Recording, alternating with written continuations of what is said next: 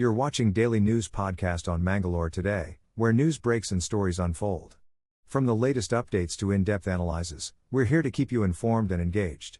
Let's get started. In the latest political news from Udupi, Prabhakar Pujari and Rajani Hebbar, both from the BJP, have been elected unopposed as the new president and vice president of the Udupi City Municipal Council. The election process took place at the Satyamurthy Auditorium on Saturday, with Mahesh Chandra serving as the election officer. The president's post was reserved for the general category, while the vice president's post was reserved for women candidates from the general category. Prabhakar Pujari from Gundibailu Ward and Rajani Hebbar from Olakadu Ward filed their nominations for the respective posts. As there were no other opponents in the race, both candidates were declared winners. In a recent development in Udupi, 4 individuals have been apprehended by the Udupi police for deceiving a man of a sum amounting to Rs 33.10 lakh under the guise of online trading. The accused have been recognized as Mohammed Mustafa P., Khalid B., Mohammed Safan K.A., and Satish Shet. A portion of the misappropriated funds, along with 5 mobile phones, has been recovered by the authorities. The prime suspect remains at large, while investigations continue to locate them. The victim, Upendra Bhatt, reported that he was lured into an online investment scam via WhatsApp, where he was promised substantial returns through trading activities. Following a plea at the CEN station, authorities acted swiftly, urging the public to exercise caution when engaging in online trading and to remain vigilant against fraudulent activities. In a tragic incident, a woman named Jayashri was brutally murdered by her husband Kiran Upadhyay Gundmi over a minor issue in Saligrama Karkada, Brahmavar Taluk. The accused, Kiran, who worked as a cook in a temple, has been arrested by the police following the heinous crime. The motive behind this shocking murder is still unclear as investigations are ongoing. This incident has left the local community in shock as they come to terms with this horrific crime. A transformative day for the district jail in Mangalore, as 2 impactful projects were launched on August 20, 2024. St. Aloysius University collaborated with District Legal Services Authority to conduct a training course on integrated agriculture and organic farming methods for inmates, followed by a diploma program in herbal medicines and disease prevention. The initiatives aim to reform and rehabilitate prisoners for sustainable living after release. The event, graced by Deputy Commissioner Mulai Muhilan MP, emphasized the positive efforts to correct and reintegrate inmates back into society.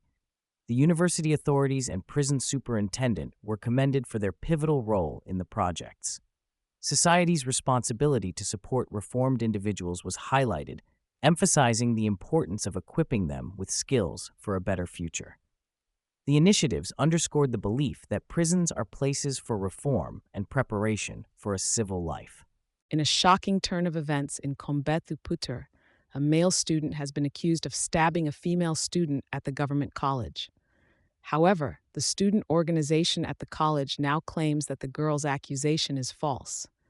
They are demanding action against her, including suspension from the college. The organization is threatening serious protests if their demands are not met. They have also raised concerns about the circulation of the girl's photo on social media and want action to be taken. The students allege that the girl tried to defame a fellow student with her complaint and are calling for action against those spreading negative information about the accused student online.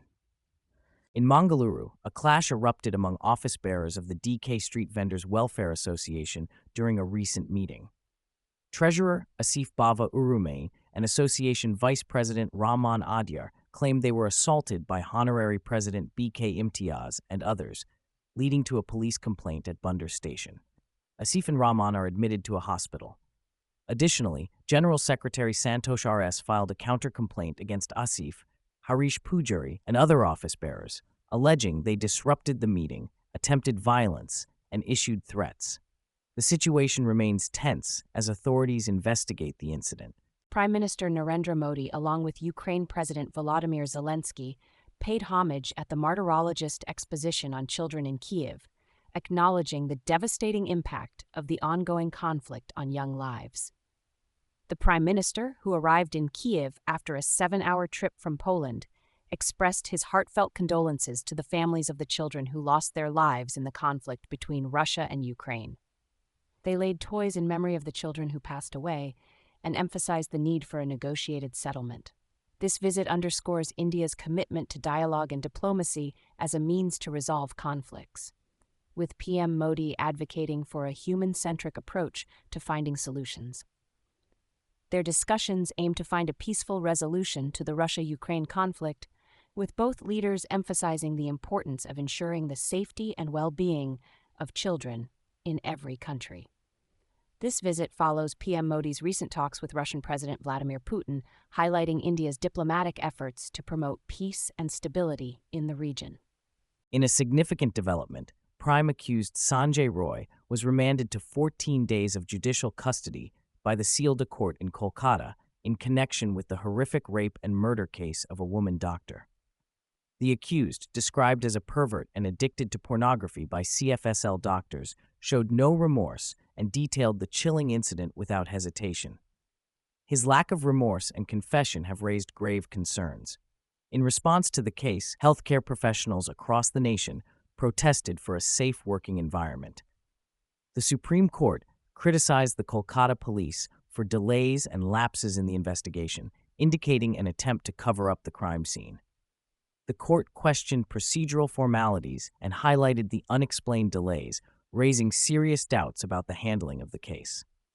In a notable court ruling at the Karnataka High Court, a woman's plea for a hefty alimony of 6.16 lakh per month was turned down by Justice Lalitha Kanaganti, who expressed disbelief at the substantial sum demanded.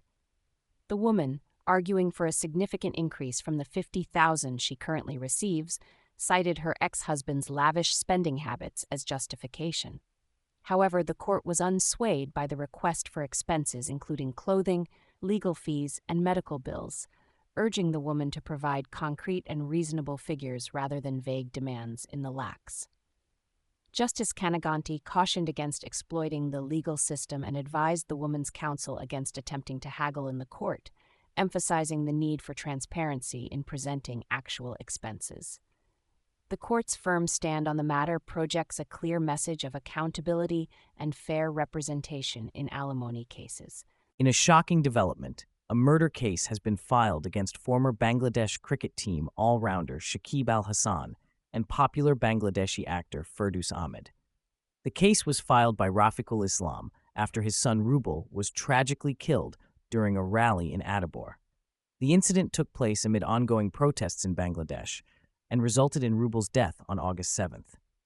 The case also named former Prime Minister Sheikh Hasina and 154 others, including unidentified individuals, as accused. In other news, the Bangladesh Cricket Board has appointed ex-skipper Farooq Ahmed as president after the resignation of Nazmul Hassan. Hassan, a close ally of Sheikh Hasina, stepped down following the recent political turmoil in the country. Farooq, a former national team captain, has taken charge immediately. Nazmul had served as BCB president since 2012, with his tenure scheduled to end in 2025. Farooq, who briefly led Bangladesh in the 1994 ICC trophy, brings a wealth of experience to his new role. In a historic feat at the 2024 Paris Olympics, India's women's table tennis team advanced to the quarterfinals for the first time ever. Despite a valiant effort, they were defeated by Germany, with Archana Kamath impressing by winning a game. Disheartened by the uncertainty of a medal at the 2028 LA Games, Kamath has decided to shift focus to academics and study abroad. The decision was made after a candid discussion with her coach, Anshul Garg, who acknowledged the challenges ahead. While supported by various organizations, Kamath's passion for academics and lack of guaranteed financial stability in sports like table tennis led her to pursue further studies. This move highlights the need for better livelihood prospects in sports. Despite progress in support systems, there remains a gap in making sports a sustainable career choice. Kamath's coach and officials recognize the need for more comprehensive avenues for players to thrive, emphasizing the importance of sustainable structures for young and upcoming athletes in the country.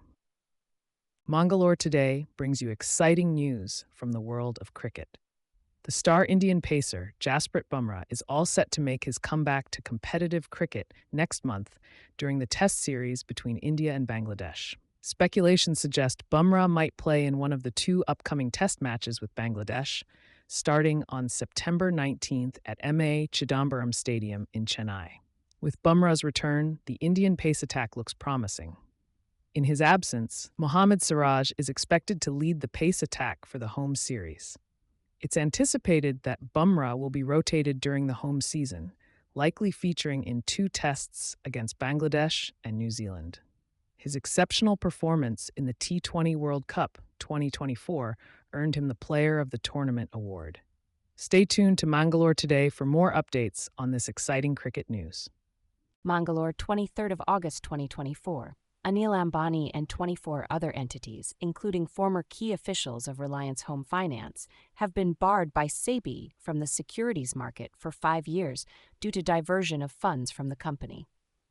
Anil Ambani has been fined 25 crore and restrained from being associated with the securities market for 5 years. SEBI also barred Reliance Home Finance from the securities market for 6 months with a fine of 6 lakh. The regulatory body found that Anil Ambani orchestrated a fraudulent scheme to siphon off funds by disguising them as loans with the help of RHFL's key managerial personnel who ignored directives to stop such practices. RHFL's board issued strong orders against such lending practices, but the company's management failed to comply. SEBI's findings indicate a fraudulent scheme orchestrated by Anil Ambani through RHFL's KMPs to siphon off public funds. 24 restrained entities, including former RHFL officials, have also been fined. The fines range from 21 crore to 27 crore on different entities involved in the case. This incident has left over 9 lakh shareholders facing significant losses. In Mangalore today, Chief Justice of India, D.Y. Chandrachud, has refuted the controversial 151 milligram semen theory surrounding the tragic Kolkata rape and murder case. He discouraged lawyers from using social media for legal arguments during a hearing related to the brutal incident at RG Kar Hospital. Reports had indicated the presence of semen in the victim's body, suggesting gang rape, but Kolkata Police Commissioner Vineet Goyal denied such claims.